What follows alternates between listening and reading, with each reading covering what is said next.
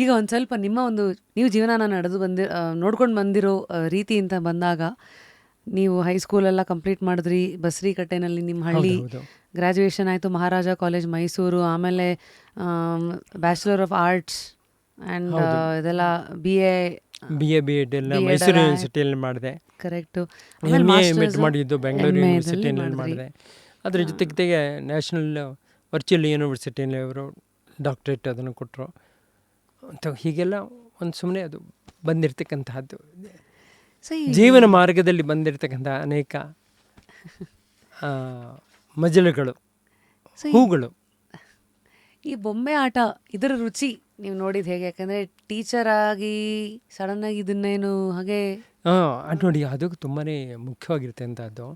ಇದು ಹಿಂದೆ ನಮ್ಮ ಬೊಂಬೆ ಆಟದ ಚರಿತ್ರೆ ನೋಡಿದೆ. ಹಿಂದೆ ನಮ್ಮ ತಲೆಮಾರಿನಲ್ಲಿ ಬೊಂಬೆ ಆಡಿಸಿದವರು ಇದ್ರಂತೆ. 6-8 ತಲೆಮಾರಿಂದ ಅದು ನಮಗೆ ಹೊಟ್ಟೆಗೆ ಹಾಕೋದಿಲ್ಲ ಅನ್ನೋ ದೃಷ್ಟಿಯಿಂದ, ಏನು ದೃಷ್ಟಿಯಿಂದನೋ ಒಟ್ಟಲ್ಲಿ ಅದು ನಿಂತು ಹೋಗಿತ್ತು. ಅದಾದ ನಂತರದಲ್ಲಿ ನನ್ನಿಂದ ಅದಕ್ಕೆ ಇದಾಯಿತು. ನಾನು ಆಕಾಶವಾಣಿಯಲ್ಲಿ ಕಲಾವಿದ ಆಗಿದ್ದೆ. ಅವಾಗೆಲ್ಲ ಇದಕ್ಕೆಲ್ಲ ಹೋಗ್ತಾಯಿದ್ದೆ. ಆವಾಗಲಿಂದನೇ ನನಗೆ ಅರಳಿಕಟ್ಟೆ ಅನ್ನೋದು ಬ್ರ್ಯಾಂಡ್ ಬಂದಿದ್ದು. ನಮ್ಮ ಊರು ಶೃಂಗೇರಿ ಹತ್ತಿರ ಒಂದು ಹಳ್ಳಿ ಅರಳಿಕಟ್ಟೆ ಅಂತ. ಆ ಸಂದರ್ಭದಲ್ಲೇ ರಂಗನಾಥ್ ರಾಯರು ಅಂತ ಅವ್ರದ್ದು ಪರಿಚಯ ಆಯಿತು. ಅವರು ಮಾಗಡಿಯವರು. ಅವರು ಇದರಲ್ಲಿ ಬೊಂಬೆ ಆಟದಲ್ಲಿ ಅವರ ಪರಂಪರೆಯಿಂದಲೇ ತುಂಬ ಚೆನ್ನಾಗಿ ಬೆಳ್ಕೊಂಡು ಬಂದವರು, ಬೆಳೆಸಿ ಬಂದವರು. ಬೊಂಬೆಗಳನ್ನು ಎಲ್ಲ ದೃಷ್ಟಿಕೋನದಿಂದಲೂ ನೋಡಿದವರು. ಅಲ್ಲಿ ನನಗೆ ಆಕಾಶವಾಣಿಯಲ್ಲಿ ಅವರ ಪರಿಚಯ ಆಯಿತು. ಅವರ ಮನೆಯವರು ಗಾಯತ್ರಿ ಅಂತ, ಅವ್ರ ಮುಖಾಂತರ ಅವ್ರ ಪರಿಚಯ ಆಯಿತು. ಅದಾದಮೇಲೆ ಸುಮಾರು ವರ್ಷಗಳ ಕಾಲ ಗುರು ಶಿಷ್ಯ ಪರಂಪರೆಯಿಂದ ಅವ್ರ ಹತ್ರ ನಾನು ಕಲ್ತ್ಕೊಂಡೆ. ಅವರೆಲ್ಲ ಹೇಳಿಕೊಟ್ರು ಬೇಕಾದಷ್ಟು ವಿಚಾರಗಳನ್ನು. ಅದಾದಮೇಲೆ ಹೌದು, ಇಷ್ಟೆಲ್ಲ ಮಾಡ್ತಾಯಿದ್ದಿಲ್ಲ, ನಿಮ್ಗೆ ಇಷ್ಟೆಲ್ಲ ಇದೆ, ನೀನೇ ಯಾತಕ್ಕೆ ಸ್ವತಂತ್ರವಾಗಿ ಒಂದು ಇದನ್ನು ಮಾಡಬಾರ್ದು ಅಂತ ಕೇಳಿದರು. ಆವಾಗ ನಿಮ್ಮ ಆಶೀರ್ವಾದ ಇದ್ರೆ ಆಗುತ್ತೆ ಅಂತ, ನೀನು ಮಾಡು, ನಾನು ಪರಕಾಯಿ ಪ್ರವೇಶ ಮಾಡಿ ನಿಂಗೆ ಬೇಕಾದೆಲ್ಲ ಹೇಳ್ಕೊಡ್ತೀನಿ ಅಂತ ಅವ್ರು ಹೇಳಿದರು. ಅಲ್ಲಿಂದ ಮುಂದೆ ಹಾಗೆ ನಡ್ಕೊಂಡು ಬಂತು.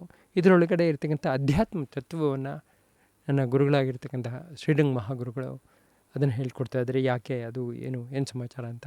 ಉದಾಹರಣೆಗೆ ಇದು ಒಂದೇ ಒಂದು ಇದನ್ನು ಇಟ್ಕೊಂಡ್ರೆ ಇದರಲ್ಲಿ 24 ಮೆಟ್ಲಿದೆ. ನಿಮಗೆ ಹೇಳಿದೆ, ಇದು 3 ಕವಲಾಗಿ ಬಂದರೆ 24 ಮೆಟ್ಲು. ಆ 24 ಮೆಟ್ಲು ಯಾಕಿದೆ ಅಂತ ಕೇಳಿದ್ರೆ ಗೊತ್ತಿಲ್ಲ. ಅದನ್ನೇ ಹೇಳಿದ್ರೆ ಪೃಥ್ವಿ, ತೇಜಸ್ಸು, ವಾಯು, ಆಕಾಶ, ಶಬ್ದ, ಸ್ಪರ್ಶ, ರೂಪ, ರಸ, ಗಂಧ, ಶ್ರೋತ್ರ, ತ್ವಕ್, ಜಿಹ್ವ, ಆಘ್ರಾಣ, ವಾಕ್, ಪಾಣಿ, ಪಾದ, ವಾಯೋಪಸ್ಥ, ವಚನ, ದಾನ, ವಿಹರಣ, ವಿಸರ್ಗ, ಆನಂದ, ಮನಸ್ಸು, ಬುದ್ಧಿ, ಚಿತ್ತ, ಅಹಂಕಾರ ಅಂತ ಇವುಗಳು ಸೇರಿದರೆ 32 ಸ್ಟೆಪ್ಸ್ ಆಗುತ್ತೆ. ಅಯ್ಯೋ, ಹಾಗೆಯೇ ನಮ್ಮ ಹೆಣ್ಮಕ್ಳು ಜಡೆ ಹಣ್ಕೊಂಡ್ಮೇಲೆ ಆ ಬಿಲ್ಗಳನ್ನು ಹಾಕ್ತಾರೆ ನೋಡಿ, ಎಷ್ಟು ಲಕ್ಷಣವಾಗಿ ಕಾಣ್ತಾರಲ್ವ. ಆ ಬಿಲ್ಗಳೇನು ಸುಮ್ಮನೆ ಅಲಂಕಾರಕ್ಕೆ ಮಾತ್ರ ಅಲ್ಲ, ಅದರಲ್ಲಿರ್ತಕ್ಕಂತಹ ಚಕ್ರಗಳನ್ನು ಮೂಲಾಧಾರದಿಂದ ಹಿಡಿದು ಸಹಸ್ರಾರದವರೆಗೂ ಇರ್ತಕ್ಕಂಥ ಚಕ್ರಗಳ ಪ್ರತೀಕವಾಗಿ ಆ 7 ಬಿಲ್ಲಿಗಳನ್ನು ಇಟ್ಟಿರ್ತಾರೆ, 6 ಬಿಲ್ಲೆ ಇಟ್ಟಿರ್ತಾರೆ. ಹಾಗೆ ನೋಡಿ, ನಮ್ಮ ಪಾರ್ವತಿ ಹಣೆ ಮೇಲೆ ತಲೆ ಮೇಲೆ ಇಟ್ಕೊಂಡಿದ್ದರಿಂದ ಸೂರ್ಯಚಂದ್ರನ ನೋಡಿ, ಆ ಸೂರ್ಯ-ಚಂದ್ರ ನಾಡಿಗಳ ಪ್ರತೀಕವಾಗಿ ಆ ಸೂರ್ಯ ಮತ್ತು ಚಂದ್ರನ ಆ ನಕ್ಷತ್ರಗಳನ್ನು ಪ್ರತೀಕವಾಗಿ ಅದನ್ನು ಇಟ್ಕೊಳ್ತಾರೆ. ಹಾಗೆಯೇ ಹಿಂದ್ಗಡೆ ಇಲ್ಲಿ ಗಂಟು ಹಾಕ್ಕೊಳ್ತಾರೆ ನೋಡಿ, 7 ಗಂಟು ಹಾಕ್ಕೊಂಡಿದ್ದಾಳೆ. ಇದು ಸಹಸ್ರಾರದ ಪ್ರತೀಕ ನೋಡಿ, ಇಲ್ಲಿದೆ. ಯಾವ್ದಾದ್ರು ಪ್ರತೀಕ? ಸಹಸ್ರಾರ ಚಕ್ರ, ಕ್ರೌನ್ ಚಕ್ರ ನೋಡಿ ಇಲ್ಲಿದೆ.